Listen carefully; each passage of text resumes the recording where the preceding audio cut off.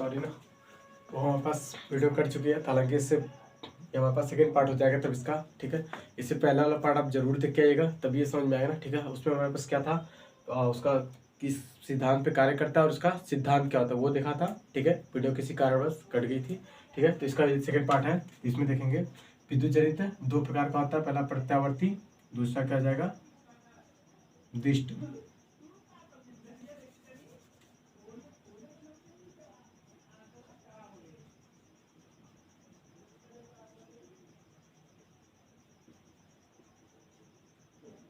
ठीक है, पर ये हो गया। तब इसमें हमारे पास आज हम लोग जो डिस्कस करेंगे वो हमारे पास कैसा होगा, प्रत्यावर्ती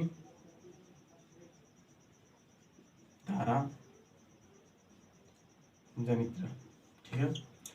ये इससे पहले वाला पार्ट आप जरूर देख के आएगा, तभी आपको ये समझ में आएगा, ठीक है। नहीं तो फिर सब बाउंस कर जाएगा, ठीक है। कोशिश कीजिएगा इसे पढ़ के जाएगा, क्योंकि हमारे पास एग्जाम में आने के पूरे चांस हैं, ठीक है। तो अभी देखेंगे फिगर के द्वारा कैसा होता है। देखिए, अगर इससे पहले आपने अगर मोटर पढ़ा है तब तो कन्फर्म है कि आपको बहुत ईजिली याद हो जाएगा ना, क्योंकि जो मोटर में हमारे पास पार्ट थे वही सभी पार्ट इसमें भी है। आर्मेचर कुंडली वही होती है, क्षेत्र चुंबक हमारे पास वही होता है। उसमें हमारे पास क्या था, विभक्त वलय था, इसमें क्या जाता है सर्पी वलय जाता है। सिर्फ इतने ही का अंतर है, उसमें भी ब्रश था इसमें भी ब्रश था, ठीक है। सिर्फ एक ही चीज का अंतर है, उसमें विभक्त वलय होता था, इसमें क्या होता है सर्पी वलय, और सारा का सारा हेडिंग वही है, ठीक है। अभी देखेंगे, चलिए ये हमारे पास क्या है, चित्र है प्रत्यावर्ती धारा जनित्र का, ठीक है। थोड़ा फोकस देंगे और समझेंगे, बहुत ही इजी है। अगर आपने विद्युत मोटर देखा होगा तो पढ़ा होगा, तो अगर आपने नहीं पढ़ा है तो प्लेलिस्ट बनी होगी, वहाँ से जरूर देखिएगा। उसे देखे रहेंगे तो ये हमारे पास बहुत ही ईजी आ जाएगा। हालांकि विद्युत जनित का पहला पार्ट था उसमें, अगर उसने आपने देखा तो भी देख लीजिएगा, ज़्यादा बेहतर है। ये हमारे पास क्या होता है, एक चुंबक होता है, ठीक है, जो हमारे पास दो ध्रुव होते हैं, नॉर्थ एंड साउथ हो गया। यहाँ पर कैसा होता है, आर्मेचर कुंडली होती है जो नर्म लोहे की बनी होती है, जिसपे तांबे का तार लपेटा, उसके बारे में अभी सब डिटेल देखेंगे, बस फिगर देते हैं, ठीक है। यहाँ पास कुंडली होती है, ये कुंडली का अक्ष होता है जिसे, यानी हमारे पास ऐसे घूमेगा, ठीक है। यहाँ पर हमारे पास देखिए C2 और B2 लिखा है। C2 का मतलब हमारे पास कार्बन वाला यानी ब्रूस है, ठीक है। C1 मतलब सर्पी वाला है, C2 मतलब सर्पी वाला दूसरा है, B1 मतलब ब्रूस और B2 मतलब भी ब्रूस होता है, ठीक है। जिसको हमारे पास क्या है, एक परपथ यहाँ पे बल्ब लगा है, यानी किसी भी यंत्र लगा सकते, कोई भी लगा सकते, यानी हमारे पास स्रोत होना चाहिए ना, ठीक, स्रोत होना चाहिए, कुछ भी हो ना, लाइट, AC, कूलर, फ्रिज, जो भी आपको आना होगा ना। तो यहाँ पर आई होप समझ होंगे। अब देखिए, इसमें हमारे पास आपको देख रहा होगा 4 ही पार्ट मुख्यतः है, ठीक है। हमारे पास पहला क्या आ जाएगा, क्षेत्र चुंबक हो गया, दूसरी हेडिंग आएगी आर्मेचर कुंडली, 3 ही पार्ट है, तीसरा सर्पी वाला तथा ब्रूस, ठीक है। इसमें हम एक एक करके सभी को डिटेल में देखेंगे और समझेंगे। इसमें पहला हेडिंग, पहले फिगर का नोट कीजिए, टेक ए स्क्रीनशॉट। चलिए, इसमें सबसे पहले हेडिंग हमारे पास आती है क्षेत्र चुंबक, ठीक है। क्षेत्र चुंबक क्या होता है ना, यह स्थायी प्रबल चुंबक होता है जिसके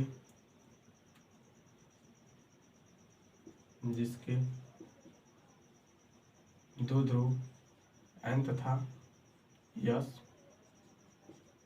होते हैं। हो गया, सिर्फ इतना ही लिखना। तो ये आप समझोगे क्षेत्र चुंबक क्या होता है। क्षेत्र चुंबक क्या, स्थायी का मतलब क्या है, स्थित है। जनरेटर में क्या होता है, हमारे पास स्थिति होगा ना, चलेगा तो है नहीं, चलेगा तो फिर तो अलग इसका आरम्भ करेंगे होगा, ठीक है। तो स्थित होता है, और कैसा होता है, बहुत ही पावरफुल होता है, यानी बहुत ही ज्यादा मैग्नेट है, थोड़ा बड़ा होगा तो पावरफुल तो होगा ना। और ये क्या होगा, इसके दो ध्रुव होते हैं, नॉर्थ एंड साउथ। नॉर्थ का मतलब एन का मतलब नॉर्थ है, एस का मतलब साउथ हो गया। दूसरी हेडिंग क्या है, आर्मेचर कुंडली, यहाँ तक का नोट कीजिए, उसके बाद आपको समझाया जाता है। अगला लिखेंगे आर्मेचर कुंडली, ठीक है। तो इतना आपने नोट कर लिया होगा ऊपर का, ठीक है। चलिए देखते हैं हमारे पास आर्मेचर कुंडली, ठीक है। अब देखिए आर्मेचर कुंडली, यह एक नर्म लोहे की रोड का बना होता है, जिसमें हमारे पास क्या होता है, तांबे के अधिक से अधिक फेरे लपेटे जाते हैं, और इसको कहाँ पर, नॉर्थ एंड साउथ चुंबक के बीच में रखा गया है ना। वही जो फिगर में दिख रहा है हमें, वही यह एक, ये दिख रहा है कैसा है, आयताकार है, तो यह एक आयताकार नर्म लोहे की, कैसा बना होता है, नर्म लोहे की रोड होती है जिस पर हम क्या करते हैं, तांबे का तार लपेटा। हालांकि आपने कभी देखा होगा, ऐसे नहीं तो अगर आपने मोटर देखा होगा या पंखा का देखा होगा ना, पंखा का जो कॉइल होता है उस पर क्या होता है, नर्म लोहे, तो उस पर तांबे का तार बहुत सारा लपेटा होता है। ऐसे हमारे पास कुंडली में भी होता है। तो लिखेंगे यह आयताकार नर्म लोहे की कुंडली होती है जिस पर तांबे के अधिक फेरे में, तांबे के अधिक फेरे में तार लपेटा होता, लपेटा मार रहा है ना, लपेटा होता है जिसे चुंबक के ध्रुवों के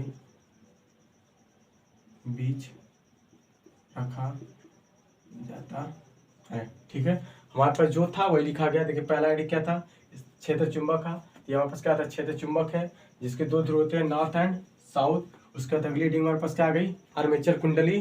तो आर्मेचर कुंडली क्या होती है, एक आयताकार नर्म लोहे की रोड होती है, कुंडली होती है जिसमें हम क्या करते हैं, अधिक से अधिक तांबे का तार लपेट दें। ठीक है, वही होता है। और इसको कहाँ पर रखा, दिख रहा है हमारे पास, दो ये चुंबक के ध्रुव है, नॉर्थ एंड साउथ, इसके बीच में रखा गया है। तो ये लिखा गया, इसको दो चुंबक के ध्रुव के बीच में रखा जाता है। तीसरा हमारे पास क्या बचा, सर्पी वाला तथा ब्रूस। पहले यहाँ तक नोट कीजिए, ठीक है, स्क्रीनशॉट।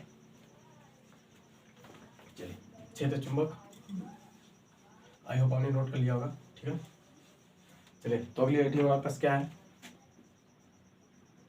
सर्पी वलय तथा ब्रूस।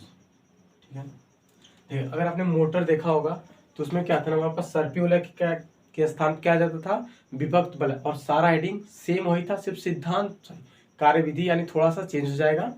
आर्मेचर कुंडली वही था, क्षेत्र चुंबक वही था, ब्रूस भी वही है, उसमें सिर्फ क्या था, विभक्त वलय, इसमें क्या है, सर्पी वलय।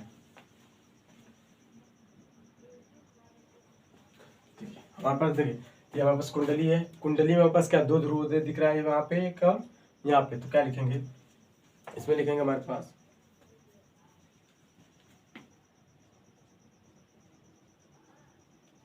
कुंडली के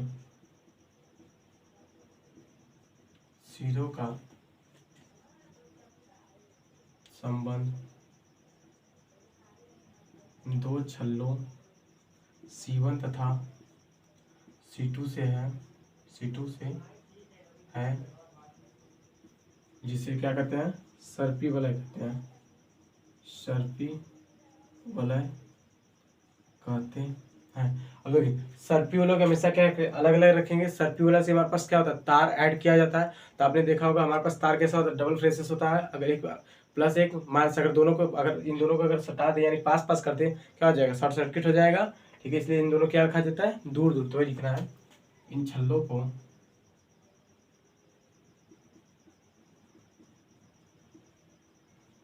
दूर दूर स्थित रखा जाता है। ठीक है, इन छल्लों क्या करेंगे, दूर दूर रखेंगे।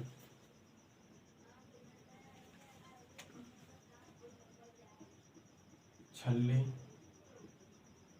कुंडली के साथ क्या करेंगे, घूमते रहते हैं, घूमते रहते हैं। ये ग्रेफाइट के बने होते हैं जिन्हें क्या कहते हैं हमारे पास, ब्रूस कहते हैं। ठीक है, पहले यहाँ पे नोट कीजिए, टेक के स्क्रीनशॉट, उसके बाद आपको सबको समझाते हैं। ठीक है, आई होप आपने नोट कर लिया होगा। ठीक है, देखिए हमारे पास इसमें तीन ही पॉइंट हमारे पास मुख्यतः है। एक हमारे पास होता है क्षेत्र चुंबक, जो आपको हमने बता दिया। ये कैसा होता है, एक अधिक शक्तिशाली चुंबक होता है, यानी स्थित होता है, और इसके दो खंड होते हैं, नॉर्थ एंड साउथ, वो हो गया। दूसरी रीडिंग इसमें क्या है, आर्मेचर कुंडली है। आर्मेचर कुंडली का यह एक आयताकार नर्म लोहे की कुंडली होती है जिस पर तांबे के अधिक से फेरे लपेटे जाते हैं, ठीक है। और इस कुंडली कहाँ रखा गया, क्षेत्र चुंबक के बीच में, ठीक हो। अगला हमारे पास सर्पी बोला तथा ब्रुश। तो कुंडली का सीधा का संबंध दो छल्लों से होता है, यहाँ पे दिख रहा होगा C1 एंड C2 से होता है, जिन्हें हम क्या कहते हैं, सर्पी वलय कहते हैं। इन छल्लों क्या करते, दूर दूर रखा जाता है, यानी हमारे पास प्लस माइनस के दो तार होते हैं, तो क्या करेंगे, दूर दूर ही रखेंगे, पास में रखेंगे क्या हो जाएगा, शॉर्ट सर्किट हो जाएगा, फायर हो जाएगा, यानी आग लग जाएगा। तुमसे कभी करना पड़ता तो घर में आग लगाई दोगे, ठीक है, तब क्या करेंगे, आग नहीं लगाएंगे, ठीक है। छल्लों को दूर दूर रखा जाता है। छल्लों कुंडली क्या, अगर हमारे पास इसी पर अगर दो तार ऐसे लपेट दिया जाए, अगर ऐसे तार लपेट जाए, कुंडली घूमेगी तो क्या करेंगे, छल्ले भी घूमेंगे साथ साथ में, तो क्या करते रहते, घूमते रहते हैं। तो वही बोल रहा है कि छल्ले के साथ साथ कुंडली भी, सॉरी, छल्ले कुंडली के साथ साथ क्या करेगी, घूमते रहती है, जो कि ग्रेफाइट की बनी होती है, जिन्हें हम क्या कहते हैं, ब्रुश कहते हैं, यानी B1 एंड B2, ठीक है। यहाँ पे नोट कीजिए, उसके बाद आगे देखेंगे कार्यविधि, ठीक है। ये हमारे पास मस्ट है, आपको इसको पढ़ के ही जाना है, ठीक है। अगर वीडियो अच्छी लग रही हो तो लाइक कर दीजिए, ठीक है, और कमेंट करके ज़रूर बताइएगा कि वीडियो को कैसी लगी, ठीक है। और आप सभी से है कि अगर आप अपना एग्ज़ाम दे के आएँ, ठीक है, एग्ज़ाम अगर अच्छा गया तो भी ठीक है, अगर बुरा गया तो भी ठीक है, ठीक है। तो आप कमेंट करके ज़रूर बताइएगा, ठीक है, कि आपको इससे हमारे पास, यानी हमारे इस प्रयास से आपको फ़ायदा हुआ कि नहीं हुआ, ठीक है। तब ज़रूर बताइएगा, ठीक है। चलिए अगर लिखेंगे हमारे पास कार्यविधि, ठीक है।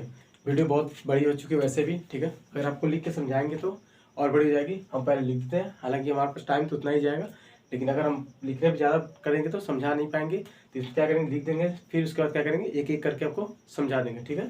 तो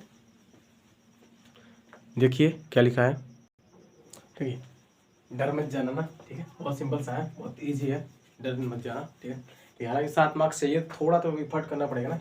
ये कार्यविधि हमारे पास क्या है, जब किसी कुंडली को चुंबकीय क्षेत्र में घुमाया जाता है तो उसमें से गुजरने वाली फ्लक्स रेखाओं में क्या होगा, निरंतर चेंज आएगा। अब ऐसे समझते ना, जैसे मानते हमारे पास ये पेज है, अगर ये मानते हमारे पास ऐसे रखा है तो कोई अगर हम इसको घुमाएंगे बार बार, ऐसे ऐसे घूमेगा तो क्या होगा, अगर इसमें से मानते हैं, देखिए चुंबकीय फ्लक्स रेखाएं क्या होती है ना, ये पेज है, इसमें से हमारे पास इधर से हमारे पास मैग्नेट की जो किरणें आती हैं वो आती रहती हैं, ठीक है, ऐसे समझते हैं ना।